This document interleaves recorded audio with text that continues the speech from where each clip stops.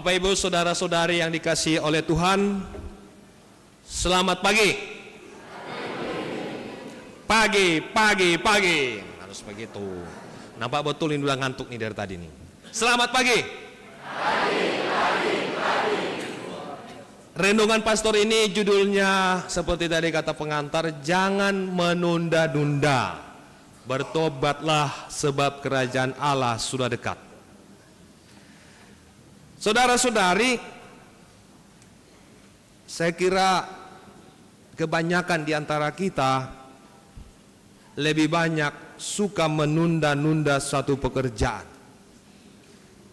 Saya contohnya sebenarnya. Maka saya mau bertobat nih. Contoh, mungkin menunda untuk membersihkan rumah.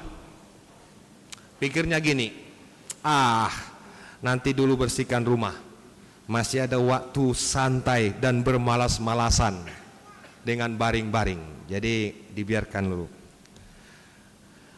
Kita juga mungkin, ya saya contohnya soal mencuci pakaian, menunda. Kita menunda-nunda untuk mencuci pakaian dengan alasan nanti dulu mencucinya, masih ada waktu panjang. Lebih enak main HP, buka TikTok, scroll video atau nonton drama pendek. Betul enggak? Sehingga apa? Pakaian yang sempat direndam bermalam pula di situ. Besoknya baunya minta ampun. Menunda-nunda. Nah, kami anak kuliah nih sebenarnya awal semester itu dosen-dosen itu, ya Bu dosen ya, sudah memberikan tugas, ini tugas kita semester ini. Tetapi dari awal masuk sampai minggu-minggu terakhir selesai perkuliahan baru dikerjakan. Maka ini namanya menunda. Lalu menunda juga. Ini sudah tanggal berapa mau buat laporan contohnya kan? Laporan keuangan. Baru tanggal 1. Contoh bulan lalu ya kan, baru tanggal 1 nanti lo, lebih bagus healing dulu, jalan-jalan lo. Tahu-tahu tiba-tiba sudah tanggal 5, tanggal 10, mana laporanmu? Hai, menunda-nunda. Ternyata ketika kita menunda pekerjaan, tidak juga barang itu bisa beres sendiri ya. Tetap juga kita harus turun tangan, betul? Kecuali ada pembantu atau ada asisten atau ada apa namanya sehingga kita tidak perlu. Maka saya mengajak kita untuk jangan menunda-nunda. Hari ini kita merenungkan seruan Yohanes Pembaptis, bertobatlah sebab kerajaan Allah sudah dekat. Siapa Yohanes Pembaptis? Apa inti pesannya?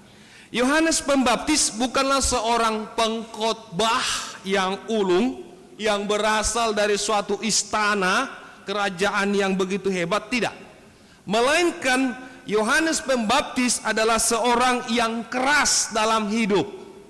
Ada orang keras tetapi untuk orang lain dia keras, untuk dirinya dia tidak keras, lembek, lembut. Beda dengan Yohanes Pembaptis, dia keras untuk dirinya sendiri. Nah, selain keras, dia juga penuh dengan asketis. Dia berpuasa dan berpantang, mengenakan jubah bulu unta dan ikat pinggang kulit.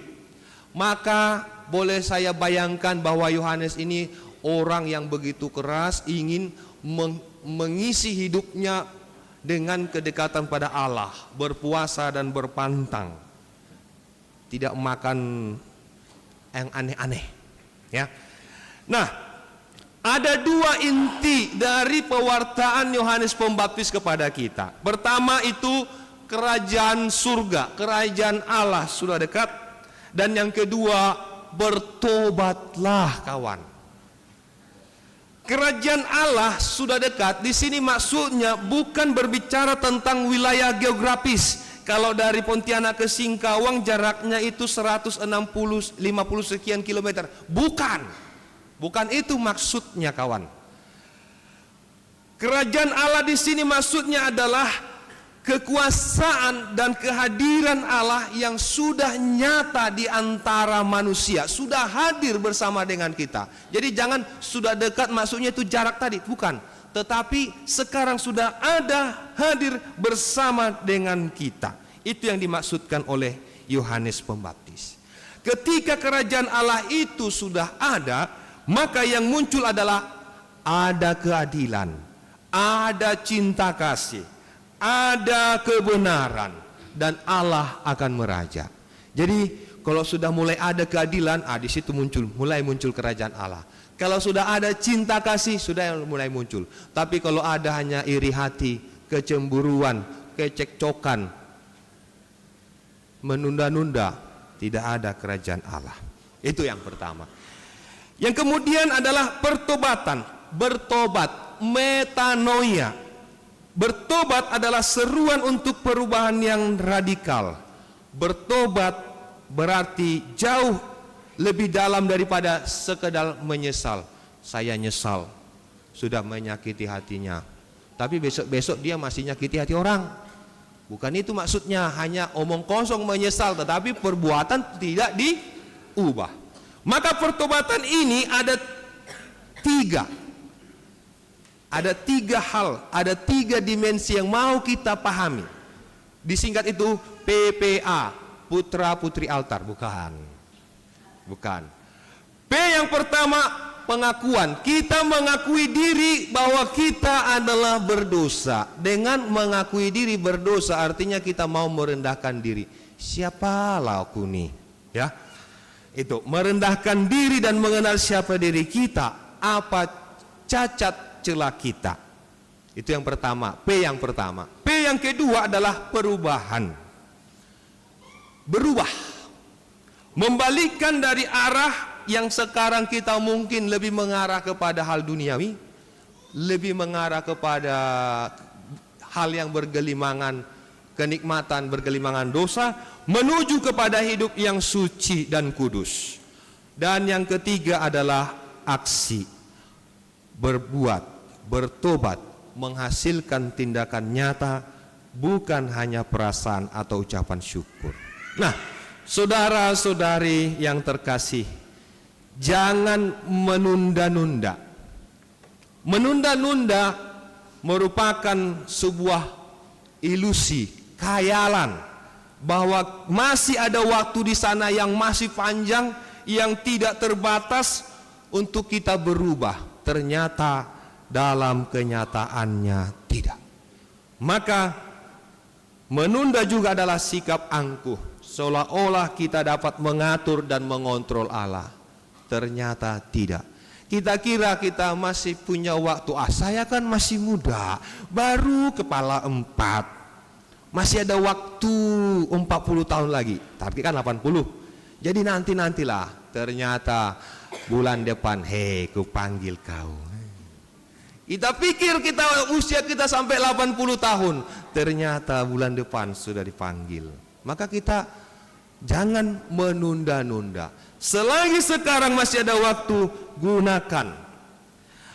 Efek menunda itu kehilangan kesempatan untuk berbuat baik. Kita menunda artinya kita membiarkan kesempatan itu jauh. Nah, saudara-saudari yang terkasih, ajakan untuk kita, pertama, mari mengakui dosa kita. Yang kedua, mari hasilkan buah pertobatan. Pastor sangat kecewa ada umat yang mencaci maki umat. Baru gak selesai misa, nanti di parkiran sudah mencaci maki anak-anak OMK. Kasihan pastor. Itukah yang dinamakan ajaran Yesus tuh? Kali lalu kita sedang misa di sini, tiba-tiba ada seorang bapak hantam para bunda-bunda yang di sana. Ya. Segala nama-nama di kebun binatang saya dengar diucapkan. Itukah seorang Kristiani? Itukah pertobatan?